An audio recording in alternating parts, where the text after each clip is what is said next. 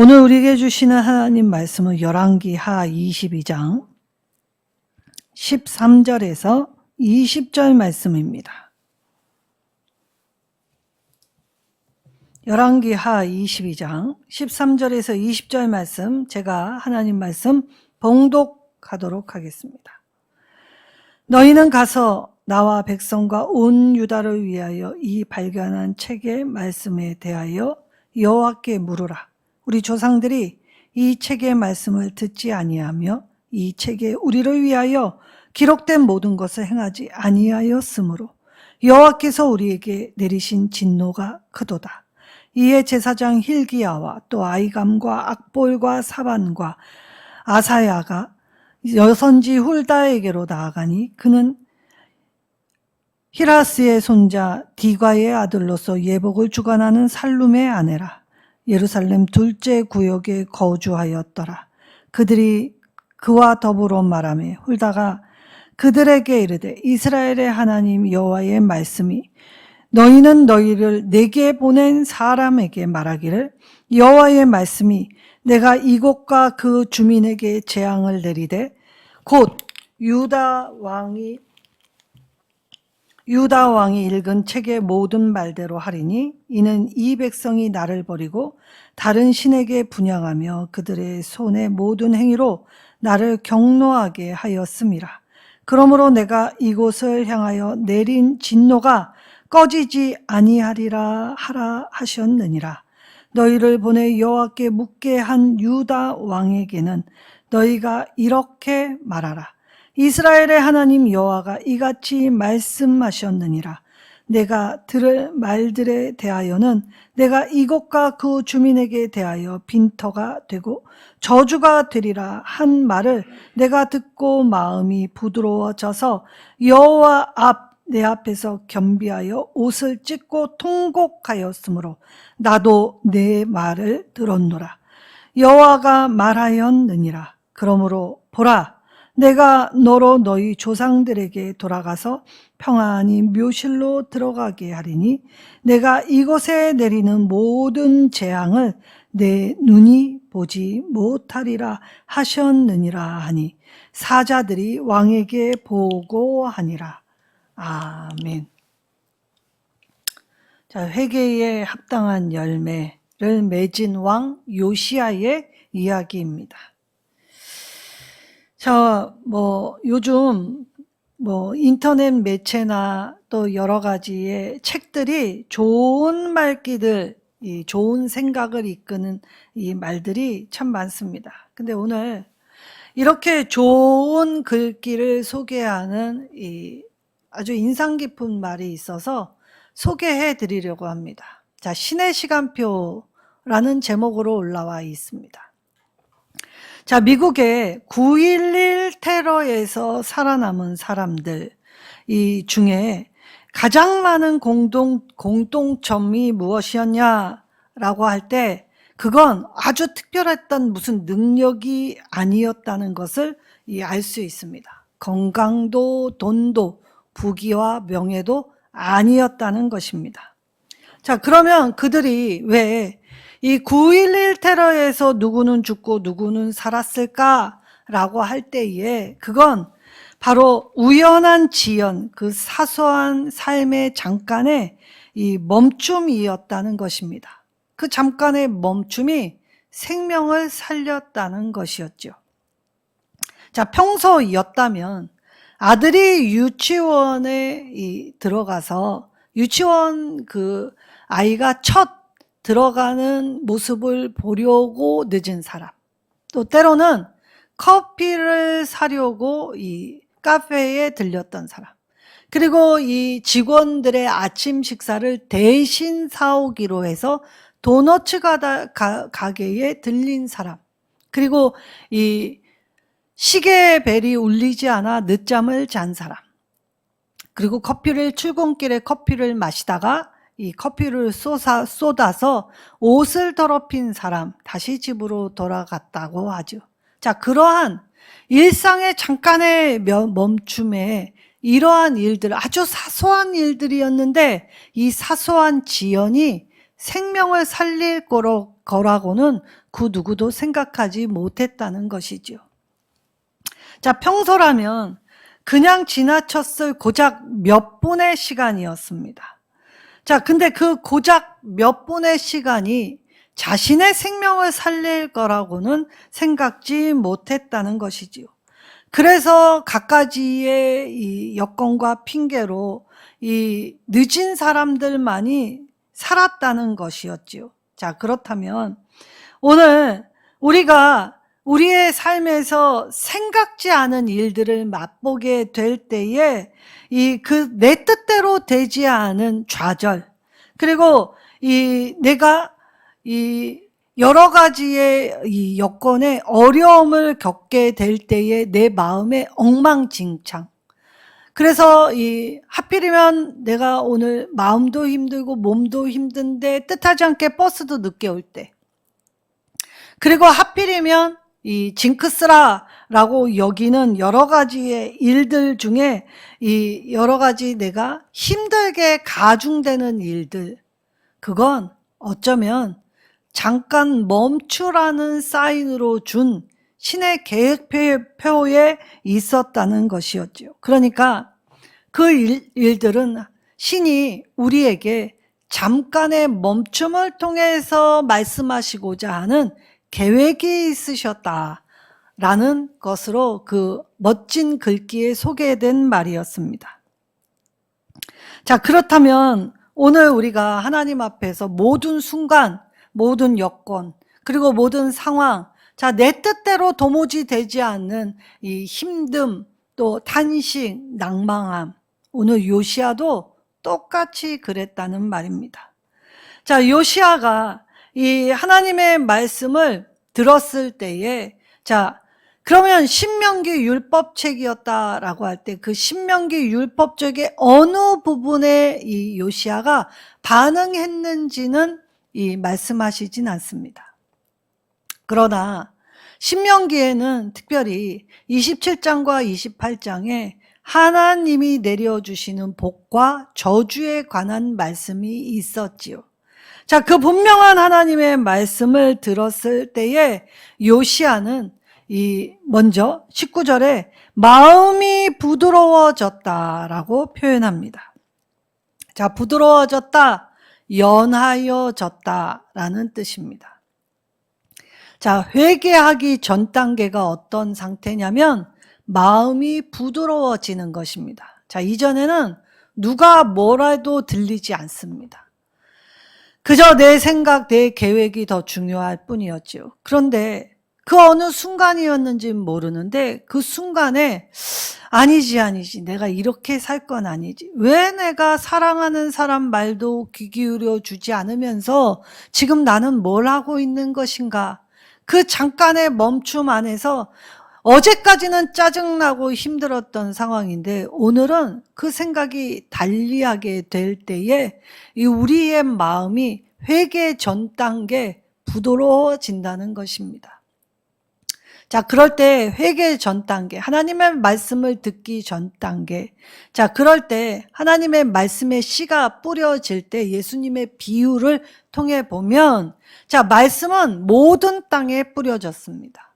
자, 그러니까 하나님은 골라서 뿌리시는 분이 아니십니다. 자, 돌짝밭, 가시밭, 그리고 이 황폐한 밭, 굳은 밭, 모든 밭에 씨는 다 떨어졌지요.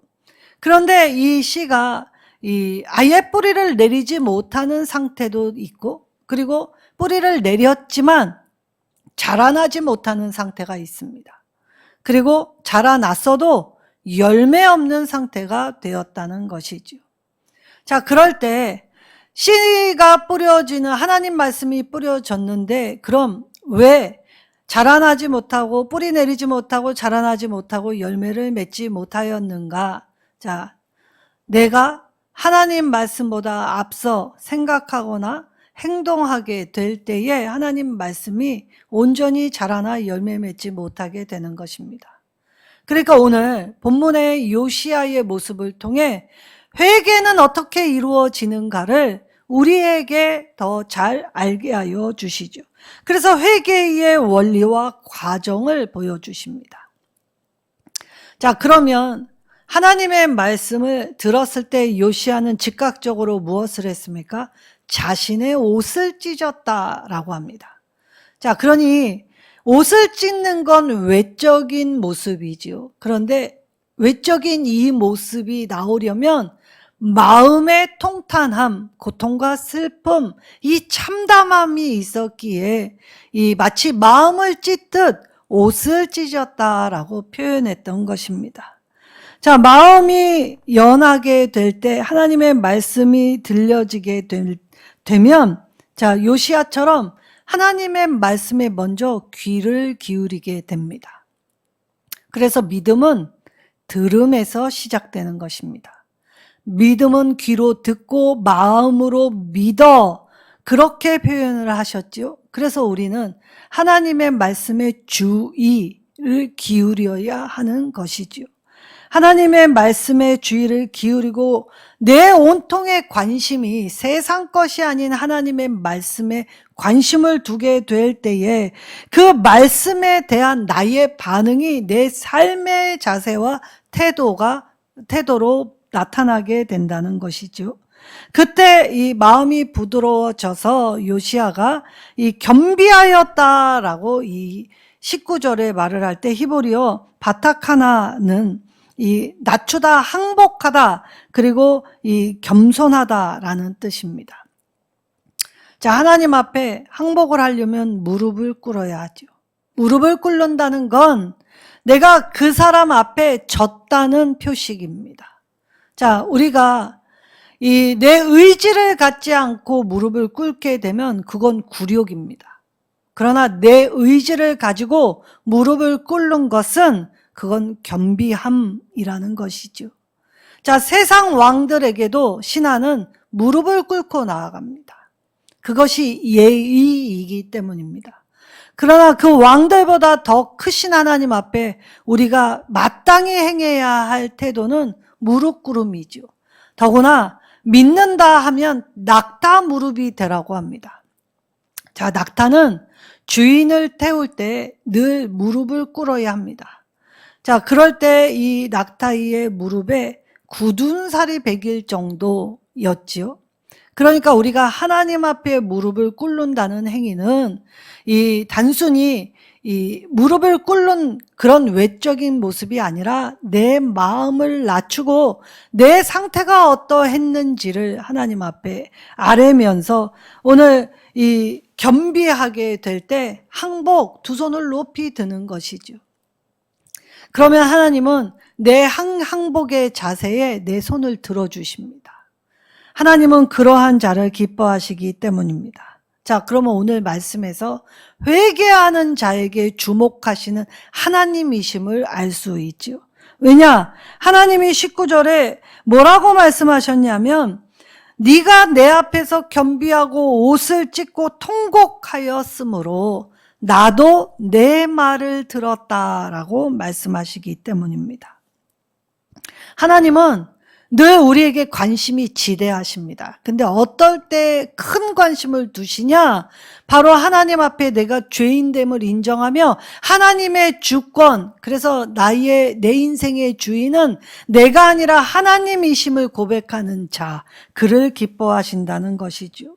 하나님의 말씀에 대한 인간의 반응을 살펴보십니다. 때때로 이 하나님은 그것이 진짜인지도 지켜보시고 시험하실 때가 있죠. 아브라함은 하나님의 마음을 기쁘게 했던 자입니다. 그리고 항상 기도했기에 그는 내 선지자다라는 평가를 받았죠. 그럼에도 아브라함이 노년의 마음이 약하여져서 이 독자 이삭을 너무 사랑했기에 이 이삭을 하나님보다 더 사랑하는지 아니하는지 보시기 위해 하나님은 이삭을 바치라 하셨습니다. 그러나 이삭을 죽이라는 잔혹한 명령이 아니었음을 지나고 난 후에 예배하신 양, 이삭 대신 바칠 양을 본 후에 하나님 마음을 더 깊이 깨달을 수 있게 되었지요. 오늘 요시야는 하나님의 말씀을 들을 때에 이 하나님의 뜻이 무엇인지 알기를 원하였습니다. 그래서 즉각적으로 13절에 너희는 가서 이 여호와께 물으라 라는 명령을 내리게 되지요. 자, 이때 고관 대작들과 제사장에게 이 속히 가서 물으라, 주저하지 말라, 지체하지 말라라고 이 명령을 내렸습니다. 자, 그러면 요시야가 이렇게 다급하게 명령을 내린 이유는 하나님의 말씀을 듣고 충격을 받았기 때문이었겠지요. 그리고 하나님의 정말 뜻이 무엇인지 알고자 하는 갈망을 채우기 위하여 요시야는 5명에게 명령을 내립니다. 첫째는 제사장 hil기야, 그리고 두 번째는 서기관 사관, 그리고 왕의 시종 아사야, 사반의 아들 아히감, 미가야의 아들 악볼에게 가서 하나님의 진정한 뜻이 무엇인지를 빨리 좀 알아와라 라고 했고, 이 고관대작들은 왕의 명령을 듣자마자 지체하지 아니하고 물으러 간 사람이 누구였습니까? 바로 여선지 훌다였습니다.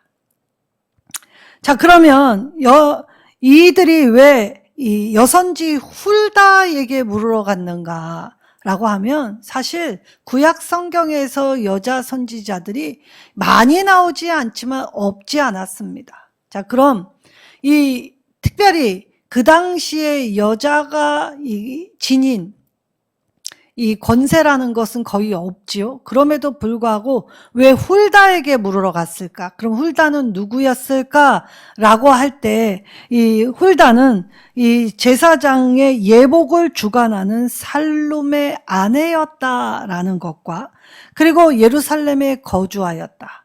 그러면 훌다의 이 영적 권위가 이 고관 대작들에게 인정받은 이유가 있었겠지요. 자, 그러면 훌다는 무슨 영에 취해서 앞날을 점치는 여인이 아니었습니다. 자, 요시야가 이 고관 대작들에게 무엇을 물으라고 했습니까? 하나님의 뜻을 물으라고 했죠. 자, 훌다가 하나님의 말씀을 주야로 묵상하고 익히 알았을 것. 그래서 훌다의 영적 권위는 하나님의 말씀을 깨닫고 알았기 때문에 훌다만한 자가 없었기에 고관 대작들이 훌다에게 가서 물어보게 됩니다. 자, 이때 훌다가 이 왕의 명령을 받고 다급하게 온 고관 대작들을 향해 2가지의 메시지를 주게 됩니다. 자, 이때의 2가지의 메시지 안에는 하나님의 심판의 시계는 멈추지 않는다. 하나님은 심판하신다 하셨기 때문에 심판은 하신다라는 것이었죠. 자, 그때 이 심판의 메시지의 수신자는 요시야가 아닙니다. 한 사람이라고 지칭을 하죠. 자, 그러나 이 유다의 왕들에게는 그만한 책임이 주어져 있기 때문에 가장 큰 책임 있는 사람은 왕이었다라는 걸 이야기합니다. 그런데 유다 왕들은 모두 다 실패자였다라고 하였죠. 오직 단 한 사람. 하나님이 남유다의 20왕 중에 유일하게 칭찬했던 사람은 요시야가 전무후무하다라는 것이었죠. 율법을 온전히 지켰던 유일한 왕은 요시야 하나뿐이었다. 자, 그러면 요시야는 이 최악의 상황, 하나님의 심판의 시계가 멈추지 않는다는 이 최악의 상황 속에서 요시야가 이 정국을 어떻게 타개할 것인지 그것을 해결할 방법을 강구할 때 요시야가 했던 행위는 하나님의 말씀을 듣고 하나님을 찾으려고 했다는 것이었습니다. 자, 왕은 하나님 말씀 들을 때 최악의 상황, 최후의 상황을 깨달았지요. 그래서 이 심판을 내리시는 하나님께만 답이 있음을 깨달았기 때문에 하나님을 구하고 찾았던 것입니다. 왜 무력감이 없었겠습니까? 압박감이 없었겠습니까? 요시야도 사람이었습니다. 그리고 왕으로서 가진 책무가 중할 수밖에 없었지요. 그래도 하나님께 나아가기가 너무나 힘든 상황 속에서도 요시야는 끝까지 환경을 뛰어넘으시며 일하시는 하나님을 붙들었고 하나님을 찾았고 하나님 앞에 나아가는 걸 포기하지 않은 왕이었다라는 것이죠. 그래서 이 두 가지의 심판의 메시지 중 하나님이 요시야는 이 심판을 보지 않을 것, 그래서 이 심판의 메시지가 주어지는 순간에도 요시야에게는 심판이 피해갈 것이라는 메시지가 동시에 주어졌던 것입니다. 자, 그럼 우리가 요시야처럼 오늘을 살아가게 될 때에 하나님의 말씀을 찾고 구하고 하나님의 뜻대로 살아가려고, 최악의 상황에서도 하나님만 바라고 하나님의 말씀을 들으려고 애쓰고 하나님을 찾게 될 때에 오늘 요시야처럼 최후 심판 속에서도 우리는 심판을 면하게 하신다라는 걸 깨달을 수 있게 되지요. 그리고 말씀에 순종하게 된다면 우리는 우리의 운명이 결정된다라는 걸 알 수 있습니다. 자, 왕정시대에 하나님의 말씀은 늘 선지자들, 수많은 선지자들을 일으키셔서 하나님의 말씀을 들려주셨습니다. 이때에 하나님의 말씀을 들었을 때의 사람은 딱 두 가지 반응으로 나눠지게 되었습니다. 자, 무엇입니까? 자, 예레미야 36장 23절에 여호야김 왕은 하나님의 말씀을 들었을 때 하나님의 율법을 찢어버렸습니다. 말씀을 찢었지요. 말씀을 듣지 않습니다. 그리고 부인합니다. 하나님이 나와 무슨 상관이 있냐? 하나님이 진짜 살아계시기는 하냐? 하나님이 살아계시다면 어떻게 우리가 이러한 일을 맡는가? 원망불평하며 하나님의 말씀을 찢어버렸지요. 그러고 또 한 부류는 어떠합니까? 요시야처럼 회개하여 자신의 옷을 찢었습니다. 그러니까 오늘 요시야처럼 자기의 옷을 찢는 것, 그래서 하나님의 말씀을 받아들이느냐 받아들이지 않느냐, 그 차이가 우리 안에 있게 된다는 것입니다. 자, 그러면 오늘 요시야는 하나님의 말씀을 들으려고 애썼습니다. 자, 하나님의 말씀을 들으려고 애쓸 때, 자, 말씀 신명기와 연관할 때 신명기의 주제가 무엇입니까? 자, 순종이 중요하다. 순종을 하면 복을 받는다라는 것이었죠. 자, 듣는 행위를 신명기와 연관해서 자, 순종과 연결시켰다면, 자, 헬라어에서 듣는다라는 말은 이 아코라는 단어입니다. 내가 하나님 말씀을 들을 때 하나님의 말씀을 행한다와 같은 뜻입니다.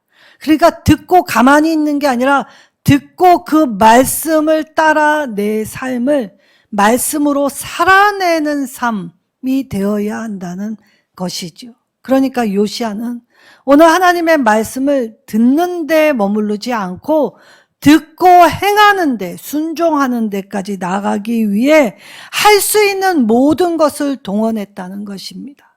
그리고 예를 갖추죠. 자, 자기의 부족함을 인지한 사람은 이제 고관대작 5명, 그래서 내가 하나님의 말씀을 듣기 위해 예를 갖추게 될 때 당연히 대제사장을 찾게 되어 있죠. 그리고 서기관은 누구입니까? 하나님 말씀을 기록하는 자입니다. 그리고 왕의 시종 아사야, 자, 가장 가까운 사람, 내가 지금 누구랑 교제하고 있느냐, 내가 누구와 함께 하고 있느냐가 중요하다는 것입니다. 자, 사반의 아들 아이감, 자, 아이감은 나중에 예레미야가 정말 왕의 고초를 받아 죽게 된 구덩이에서 건져준 사람이 바로 이때의 아이감입니다. 선한 사람은 끝까지 어떠한 상황에서도 하나님의 일을 하고 있다는 걸 볼 수 있지요. 그리고 이 미가야의 아들 악볼은 이 예레미야 36장 12절에 고위 관료였다는 걸 알 수 있습니다. 자, 그 시절에 너무나 어렵고 힘들어서 어렵고 힘든 것만 이야기하였을 때 사람들은 여전히 하나님은 살아계시고 바로 여기 우리와 함께 하신다, 믿음의 반응을 행했던 수많은 사람들이 있었다는 것이지요. 유대인들이 나치의 학살을 받은 홀로코스터, 거기 이 유대인들의 침상에는 여기 나와 함께 하나님 계신다 라고 써놓았다고 합니다. 언제 가스실에 끌려가서 죽을 줄 모르는 인생이었음에도 불구하고 그 고난의 자리에서 하나님을 붙든 사람들이 참 많았다는 것이죠. 그러나 요시아의 그러한 행적에도 불구하고 하나님은 이 진노를 멈추실 수 없었습니다. 왜냐? 하나님은 너무 많이 참으셨기 때문이죠. 요시아도 알고 있었습니다. 자, 히스기야 자신의 조부의 이 잘못의 심판을 하나님이 연기하신 그 말씀도 들었을 것입니다. 그리고 자신의 아버지의 아버지의 그들의 폭정과 악함을 보았지요. 그때 이 므낫세에게 선포된 징벌의 예언도 이미 알고 있었을 것입니다. 자, 그러면 우리는 내 귀에 좋지 않은 소리를 들으면 쉽게 낭망을 합니다.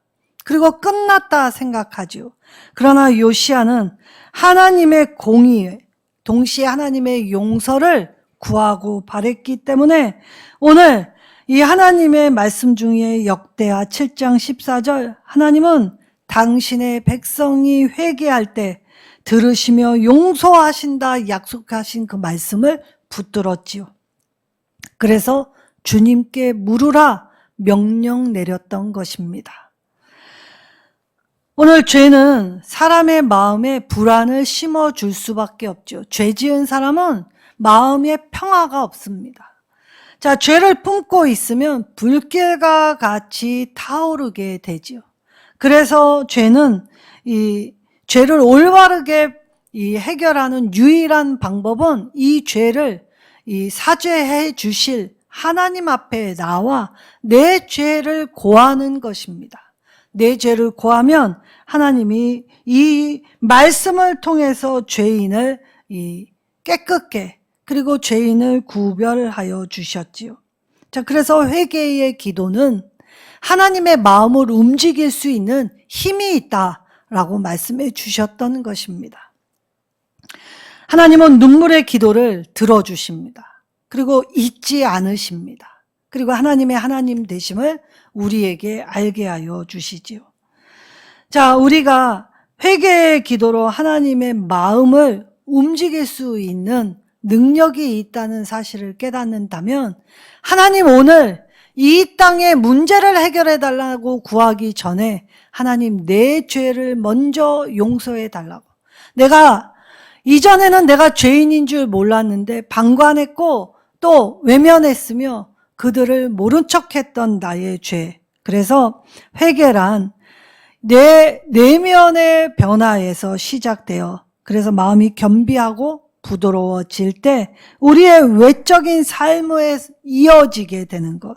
그래서 이 변화가 내 옷을 찢는 데까지 회개의 증거로 감정에 머무른 것이 아니라 삶으로 나타나요. 생각의 변화가. 그리고 삶의 전체의 모습에 하나님의 하나님 되심을 드러낼 때 하나님께서 우리를 깨끗게 하여 주신다고 하십니다. 그리고 우리가 깨끗한 그릇을 준비하면 거기 하나님의 은혜가 담깁니다. 종지기 같은 좁은 마음이 아니라 넓은 마음을 우리에게 준비시켜 주시지요. 그리고 깨끗해지면 하나님의 은혜가 담기면 그건 변질되지 않습니다. 끝까지 그 길을 걸어갈 수 있게 되었지요. 자, 결과는 하나님께 맡길 때 사실 요시야는 이 심판을 보지 않는다라고 하지만 무기또 전쟁에서 요시야는 전사하고 맙니다. 자, 사람은 누구나 다 죽습니다.